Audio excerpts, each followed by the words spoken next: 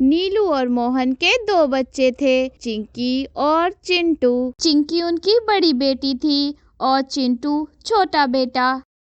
चिंकी बेटी, मैंने अपनी सहेली से बात पक्की कर दी है। क्या बात मामा? आपकी शादी की। बेटा, वो चिड़ा बहुत अच्छा है और मेहनती भी। वो आपको बहुत खुश रखेगा। मामा, मुझे नहीं शादी करनी आपकी सहेली के बेटे से। उसके पंख मुझे बिल्कुल अच्छे नहीं लगते। बेटा, पंख उड़ने के लिए होते हैं। पंखों का रंग कोई भी हो, अगर पक्षी मेहनती हो तो वो जिंदगी में कामयाब हो ही जाते हैं। लेकिन मामा, मुझे तो उसका घर भी नहीं पसंद। मैं नहीं करूंगी उससे शादी। ऐसा कहते हुए चिंकी घर से बाहर निकल जाती है। चिंकू बेटा, आप इसके पीछे जाओ। मुझे चिंकी की हरकतें कुछ ठीक नहीं लग रही। हाँ मम्मा, मैंने भी कल चिंकी को एक विदेशी चिड़े के साथ बैठे हुए देखा था। ये उससे बातें कर रही थी। फिर चिंटू अपनी बहन चिंकी के पीछे जाता है। तुम अपनी माँ से साफ साफ क्यों नहीं कह देती कि तुम मुझसे शादी करना चाहती हो? मुझे डर लगता है मामा से। मामा मुझे डांटेंगी। अगर तुम ऐसे ही चुप रही तो तुम्हारी मम्मा तुम्हारी शादी उस बदसूरत से पंखों वाले चिड़े से कर देगी। नहीं, उससे तो मैं भी कभी शादी नहीं करूंगी। मुझे डर लगता है मम्मा से।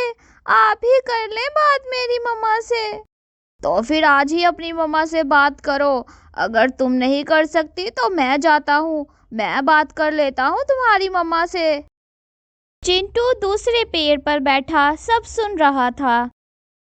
मम्मा, मम्मा, आज फिर से दीदी उस चिड़े के साथ नदी पर बैठी हुई है। मम्मा, चिंकी दीदी उस चिड़े से शादी करने वाली है। चिंकी बेटी, आप ऐसा भी कर सकती हो, ये तो मैंने कभी सोचा भी नहीं था। चलो बेटा, मैं जाकर देखती हूँ। फिर चिंटू और उसकी मम्मा नदी पर जाती हैं। चिंकी बेटा, चलो घर चलो, ऐसे आवारा पक्षियों से बात नहीं करते। मामा, आप चुलबुले को आवारा तो ना कहें। हम पसंद करते हैं एक दूसरे को। आप बड़ी हैं इसलिए लिहाज ले रहा हूँ आपका। अगर आपकी जगह किसी और ने मुझे आवारा कहा होता तो मैं पंख तोड़ देता उसके। तमीज से बात करो आप मेरी मम्मा से। लेकिन चिंटू, मम्मा भी तो उल्टी बात कर रही हैं। चिंकी, अब तुम्हें फैसला करना होगा। या अभी मेरे साथ जाना होगा या अपनी मम्मा के साथ। चिंकी बेटा, इसकी बातों पर ध्यान ना दो। ऐसे पक्षी दूसरों की जिंदगी बर्बाद करके छोड़कर चले जाते हैं। मम्मा, जिंदगी मेरी है ना, तो हो लेने दे बर्बाद। मैं चुलबुले के बिना नहीं रह सकती। मैं अगर शादी करूंगी तो चुलबुले से ही करूंगी। चलो चुन्नी, इस बुढ़िया की मैं और बातें नहीं सुन सकता। चिंकी बहन, अपनी मम्मा की इतनी बेइज्जती, ये सब तुम्हारी वजह से हो रहा है। मम्मा ने क्या क्या नहीं किया हमारे लिए। हाँ हाँ, सब करते हैं अपने बच्चों के लिए, सब करते हैं। फिर थोड़ी देर के बाद चिंकी चुलबुले के साथ उड़ जाती है और उसकी मम्मा की भीगी हुई आंखें अपनी बेटी को देखती ही रह जाती हैं। मम्मा चुप कर जाएं मम्मा, मैं हूँ ना आपके साथ। मम्मा चले घर चलें। आप यही समझें कि आपकी एक ही औलाद थी।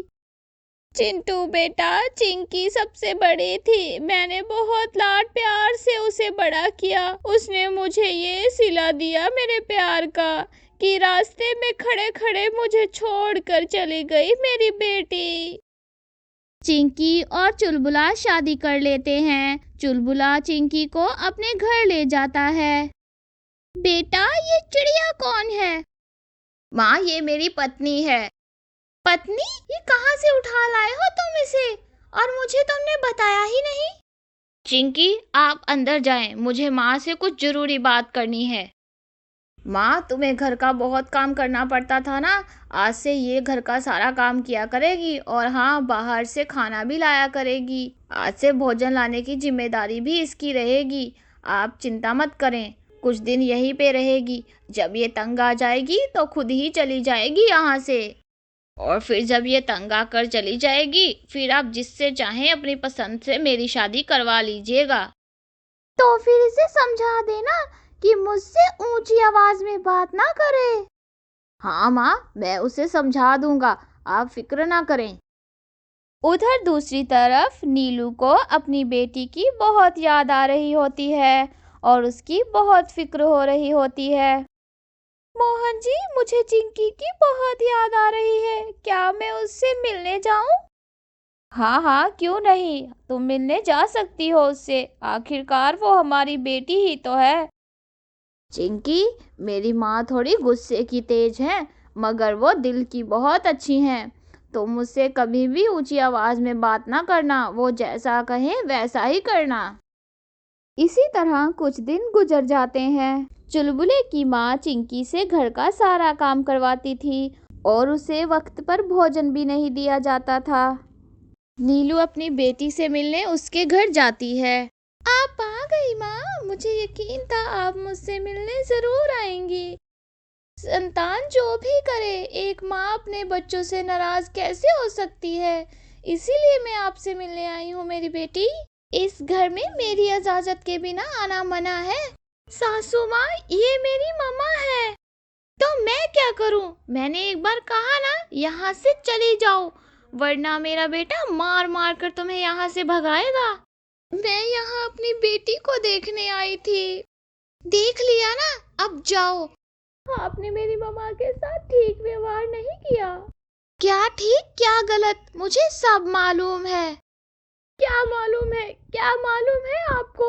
मैं चुप हूँ और आप बढ़ती ही जा रही हैं। वो मेरी माँ थी, आपने अच्छा नहीं किया उनके साथ। वो कुछ सोचे बिना चिंकी के 2-4 थप्पड़ लगा देता है। आपने मुझे मारा? मारू ना तो और क्या करूं? तुम मेरी माँ से इस तरह व्यवहार करो और मैं तुमसे प्यार करूं? आज तक मेरी माँ से किसी ने ऊंची आवाज में बात नहीं की, और तुम्हारी मम्मा ने मेरी मम्मा की बहुत बेइज्जती करके घर से निकाला है। बहू रानी, वो तुमसे मिलने नहीं बल्कि अपना पेट भरने यहाँ आई थी। छोड़े माँ इसे, जो अपनी माँ की ना बनी वो तुम्हारी कहाँ बनेगी। बहुत जल्दी की मैंने किसी को समझने में, सब छोड़ दिया।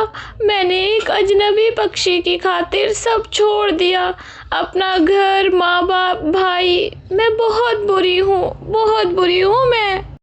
ऐसा सोचकर चिंकी नदी में छलांग लगाने ही वाली थी कि पीछे से आकर उसकी मम्मा उसे पकड़ लेती है।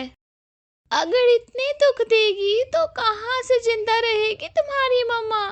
चलो घर चलो, पापा और तुम्हारा भाई तुम्हारा इंतजार कर रहे हैं।